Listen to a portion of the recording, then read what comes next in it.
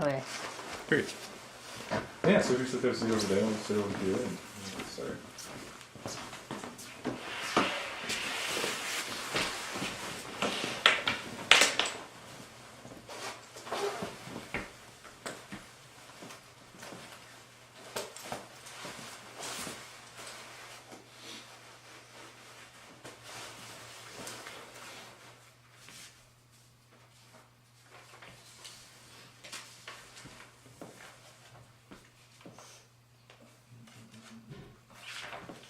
Do you remember which page it was that had our questions on it? Oh, I have it. You have all of them, okay, fine. Okay, yeah. So you want to ask the first one? Oh. Okay, So maybe before we start, maybe you should give me a little bit of context for your project and so on, so I understand kind of where. And it's filming, right? Yeah, it's filming. Okay, great. I mean, I don't care what you record. I mean, that's. Well, yeah. No, we're doing a project with the UBC Farm, with the center that they're working in research for analyzing the long-term trends that are going on around thinking regarding food systems at the UBC Farm. So what our project is regards to sort of is trying to capture the current thinking so that we can see how things change and how that can be used for kind of analyzing past trends as well. In terms of like how students and faculty and other members of the community are working with the UBC Farm. Our group is specializing on the UBC Farm itself and the people who have been directly involved there, either through academic or indigenous groups, community orientation, or through the market. But then other groups in our same discussion group, I guess, are doing like the wider application of that with UBC's Farm's contact with other groups around Vancouver. Mm-hmm. So different chefs and different markets and that kind of thing. Just kind of capture the current modality for food system thinking.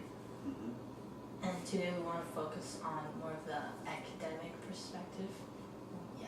Mm-hmm. For today's interview. And we're going to start with just 5 general questions that are asked, that are shared between the different stakeholders. And then we're going to move on to specific questions that regards academia. If you have any questions at any time or any additional things, feel free to let us know. Okay. And our first question is, could you tell us what your role was at the UBC Farm? And how has your personal role evolved in the Vancouver food system? Mm-hmm. I was a faculty member at the time the students decided to launch the UBC Farm as a student-driven initiative. There have been agricultural activities down on the South Campus for a long time. Actually, that site was developed in the 1960s, but it was always sort of research focused and not on an integrated farming system basis, and that was the unique thing that happened around the beginning of the 21st century when students began to cultivate down there and began to sell farm produce. And so my role, and I want to make clear that the reason the farm is there is because of the energy and initiative of UBC students. No question about it. As faculty members, as a faculty, we did what we could to support that initiative, but it would never have happened without the student-driven energy that went into it. So as a soil and crop management person, I tried to provide some technical assistance along those lines and encourage and support to the students who started it. Currently, I have since retired, and I've been trying to support the farm in terms of soil diagnostic and crop diagnostic information, supporting student projects, and the ongoing monitoring of the management of the farm on its sustainability, particularly from a ecological perspective. Is there any aspect of your work that you feel touches on the issue of sustainability? So in regards to like soil science and all that, how does that tie into the sustainability of the farm, or even larger issues of sustainability? Mm-hmm. Yeah, I think definitely as you may be aware, the soils at the farm are not the best soils in the world. They're stony, they're very coarse textured, and they can deteriorate quite rapidly if they're not looked after. And part of what I've been encouraging is the systematic monitoring of soil quality variables so that we can track the effects of management on the ecological sustainability of the farm. And I think that's, although it's, some of these things are unique to the site, those are simply what you need to do in any agricultural system, production system. And so in that sense, it connects well with the academic function of the farm, in that what we're doing there with modification can be done elsewhere. Excellent. And also, what do you see as the biggest challenge to sustainability of the current food system in the Lower Mainland?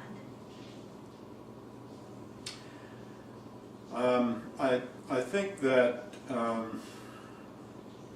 we have issues with,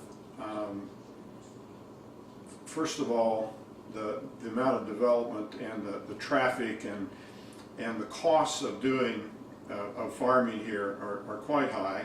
So there are social and economic issues here, and that may account for the fact that there is a significant amount of farmland that's not being used.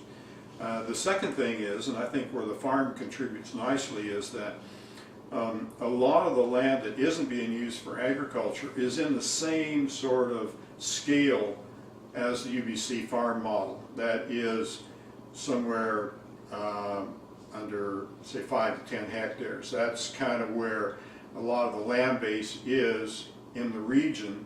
And so anything that we learn and the perspective that we get from managing the farm at that scale should be informative for people who want to go out and understand the issues confronting small-scale farmers, and also the opportunities, because the farm has also shown that if you produce a good quality product, you can sell it. What significant changes over the past 40 years have impacted the UBC farm most significantly? 40 years, yeah. Well, 40 years would take us back to roughly land clearing. And so that site would have been coniferous forest, second growth forest, and it was managed for the first roughly 2/3 of that period in a way that was not holistic, that was not, it was run as a typical reductionist university operation, where the Department of Plant Science had their area, the Faculty of Forestry had their area, Botany had their area, and Botanical Gardens had theirs. So there were these different actors down there, and although I'm sure they got along okay, but there wasn't this coordination and the holistic approach to the site that you see now through the UBC farm. So that was a big difference, and that started around the year 2000. We're now roughly 15 years into that, and what has changed during that time is the productivity of the site. The soils are better. Sustainability in that sense is being served positively, and I think economically the sale of products have grown substantially. So the economic viability of the place, that is covering some of the costs of what happens down there, have improved. One of the pressures that we have from the university is this idea that it must serve a research mission as well, and I think that's been one area where the farm has been challenged to meet some people's perspective in terms of how it can serve the research mission of the university. I think it can and does, and I think balanced with the other undergraduate academic contributions and also the community outreach opportunities, connecting with urban farmers and local small-scale farmers. I think there's a pretty good balance in terms of the function of the farm and the way it's meeting those goals. And lastly, where do you see the UBC farm in the future? I guess it would be nice to see it doing the same and a bit more. I would like to see the forest components of the farm managed as either an urban or community forest.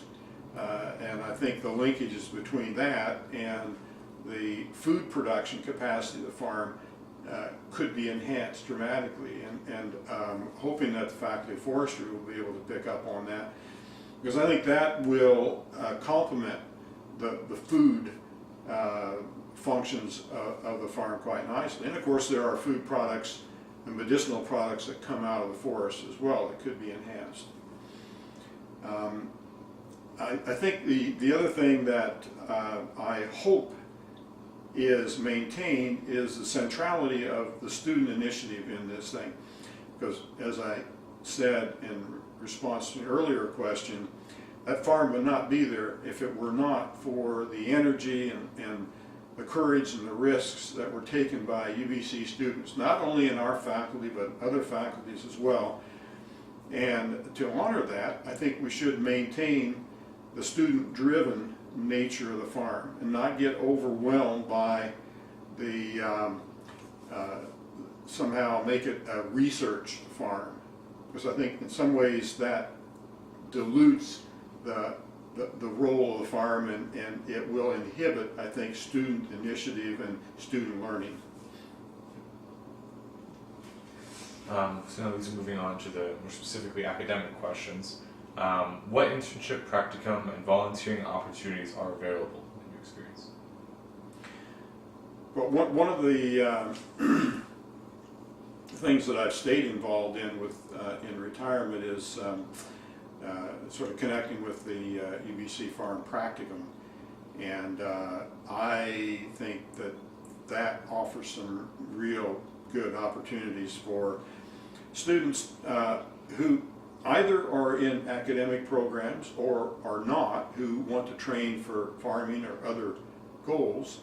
I think it offers an excellent opportunity to learn a wide range of skills and learn a lot about growing, about the business aspects of food production, and also I think how things function in a very urbanized environment.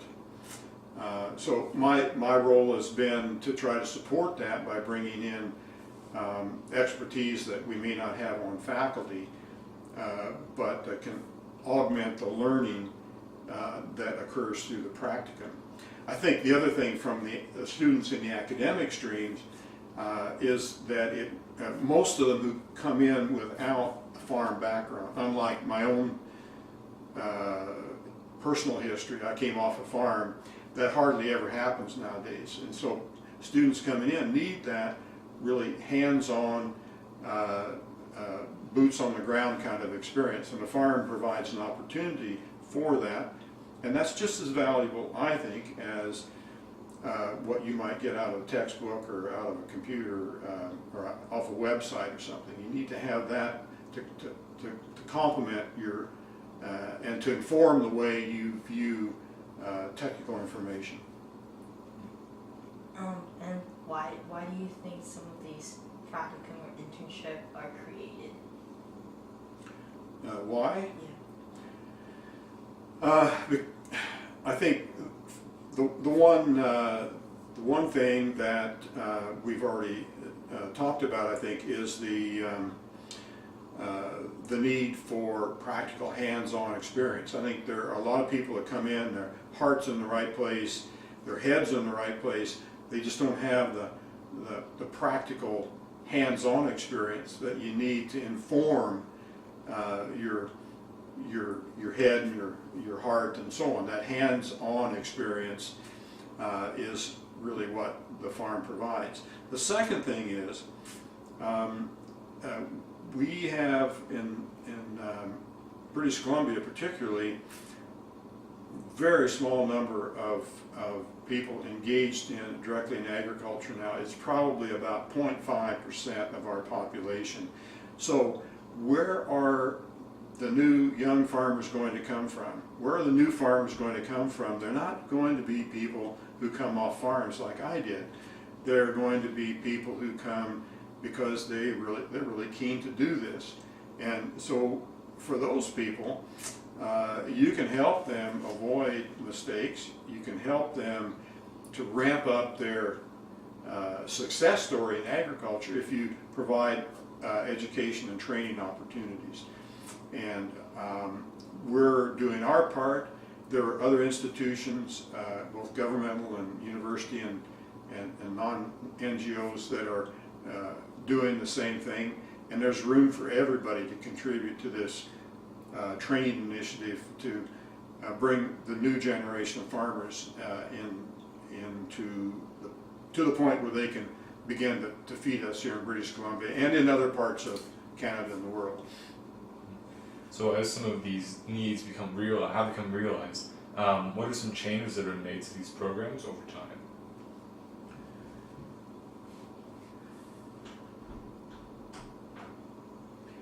I'm not sure. Can you repeat that question? So basically looking at when these programs first started to where they are now, as these needs for boots on the ground experience, as you said, have become realized, what are some changes that have occurred to the practicum program or the internship program, or just in the way that sort of academic programs work on the farm? The initiative that the farm has been taking for a number of years is to try to connect better with academic programs in our faculty of Land and Food Systems and in others. And that's an ongoing process. And when you think about it from an instructor or student perspective, if you're taking a course or you're giving a course, you have a very limited time period and you've got a ton of things to do to try to make that course work. And it really helps if the farm can support the instructors and the students to make that experience an efficient one and the learning experience an interesting and exciting one. So I think the farm is doing that sort of thing. It needs to keep doing that because instructors retire, new instructors come in, students move through the system, and so if they're going to use a facility like the farm, there needs to be an infrastructure there to support that. And so the farm, I think, needs to continue doing that sort of thing. I think the other thing that it can do is to link up with other similar initiatives, perhaps at other institutions, either in British Columbia or elsewhere, so that students who may wish to gain experience in other parts of the Fraser Valley, the Okanagan, the Kamloops area, perhaps they can move out and gain, or on private farms, can go out and augment their learning at UBC with activities at other places. And also, what are the areas of research and how do they contribute to the overall goal of the Center for a Sustainable Food System? Mm-hmm. I think there are maybe, if we approach it from a sustainability point of view, there's first of all the ecological sustainability of a farming system at the urban edge. And we have a soil that depends a lot on sources of organic matter and tying in with the waste stream for organic waste and composting and being able to utilize nutrients and organic matter in urban and in the institutional waste system at UBC. I think that's a factor, and making sure that this intensive production system we have there is maintaining soil quality and biodiversity so that the production system is sustainable. The second thing is to maintain good connections with the people who consume the food there and who live across the road now from the farm. And I think here's an area of research and an area of learning for undergraduates that will only grow as the South Campus area develops. But there are ample opportunities for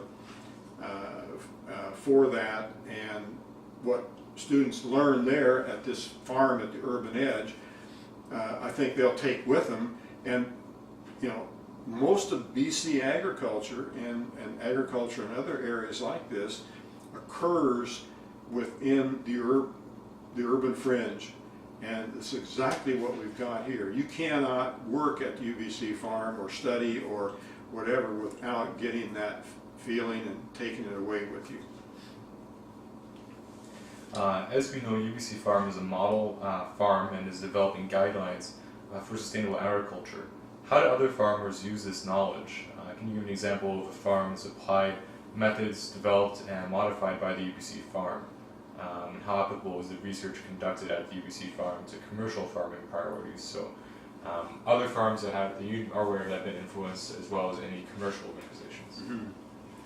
Mm-hmm. I think that the type of farm that's going to be influenced by the UBC Farm typically will be a small-scale mixed farming operation, dominated probably by food plants, by food crops, and so some of the things that can be grown and marketed at the UBC Farm, I think,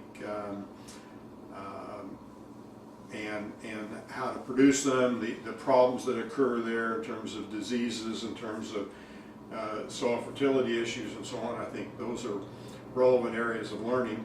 One of the projects that has excited me, I think, is the integration of livestock into a small-scale farm, and that's initially occurred through the poultry flock, and the research that's happened down there, which is modest, but it applies directly to those small-scale farmers who are dealing with not that many birds, either producing eggs or maybe in the future poultry meat as well.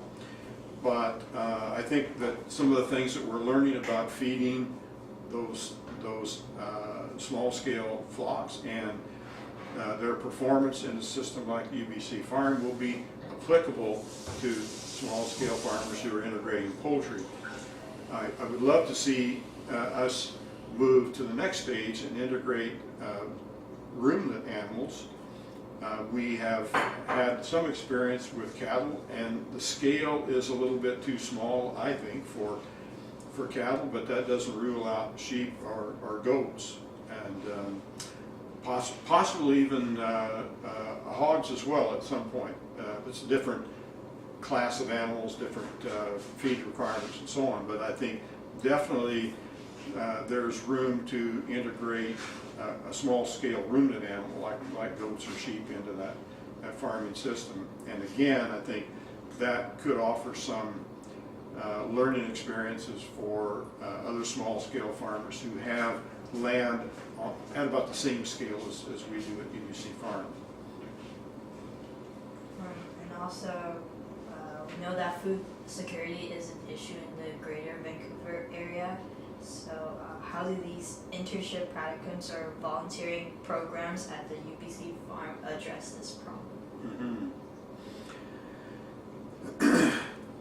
Yeah, I think the food security, food issues in the region are many and varied, and there's perhaps a limit to what the UBC Farm can accomplish in terms of meeting the needs, particularly of some of our poorest residents. You know, I think if you look at at what we're producing there, and the costs and so on, they tend to be pretty high. And I think that's one of the challenges of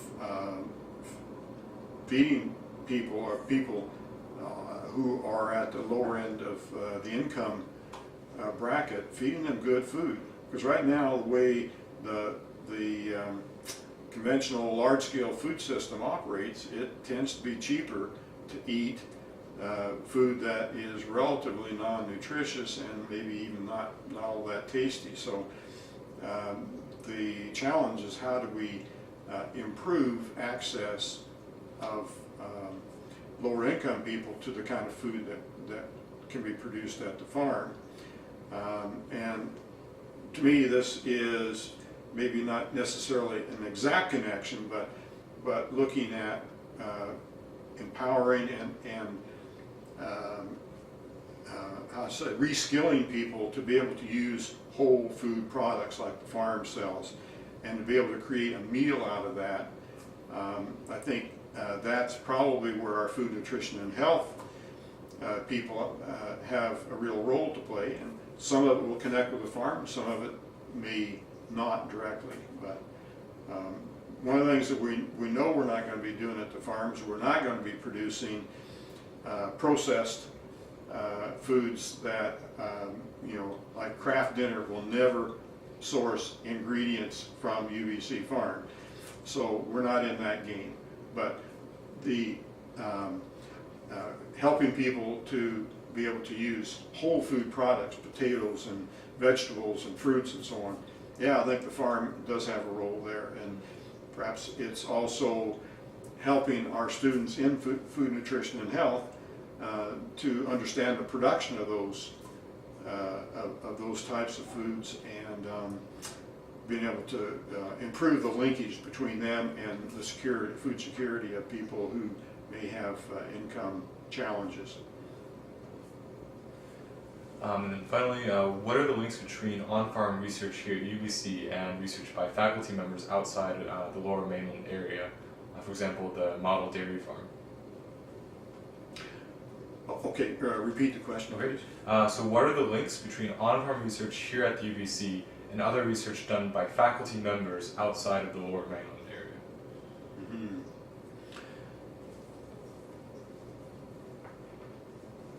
Well,